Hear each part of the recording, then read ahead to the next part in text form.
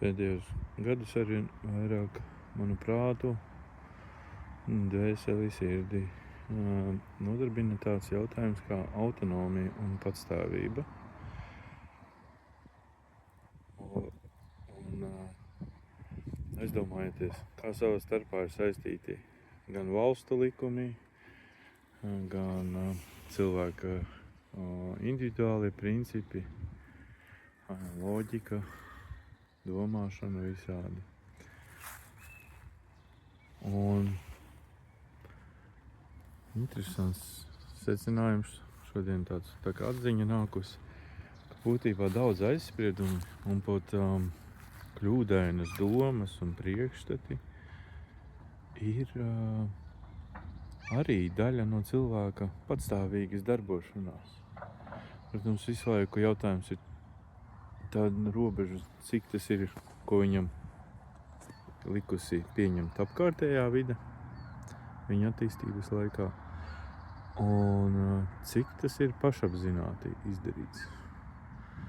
Jo vairāk it kā saprot to, ka lieta reāli apzinātāka kļūst, jo tu viņu vairāk un daudzpusīgi izproti, tad sanāk, ka mēs varam pieņemt visādus iekšējas darbības principus, kļūdainus lēmumus, nevis lēmumus, bet spriedumus, priekšstats, domu gājiens, un pat nezināt, ka mēs sevī tā kā veidojam tādu likumdošanu.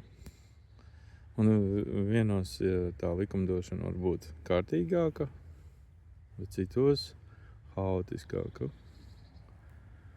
Un valsts, laikam, viena no funkcijām ir harmonizēt attiecības starp daudz dažādiem cilvēkiem un sniegt kaut kādus tos vispārīgos likuma principus. Taču daļai no iedzīvotājiem ir iekšā arī tie savi likumi, un vieniem tie ir kārtīgāki, citiem mazāk kārtīgi, vieni pakārtoti vieniem ideāliem vai iespaidiem kultūrai un tā, citam savādāk.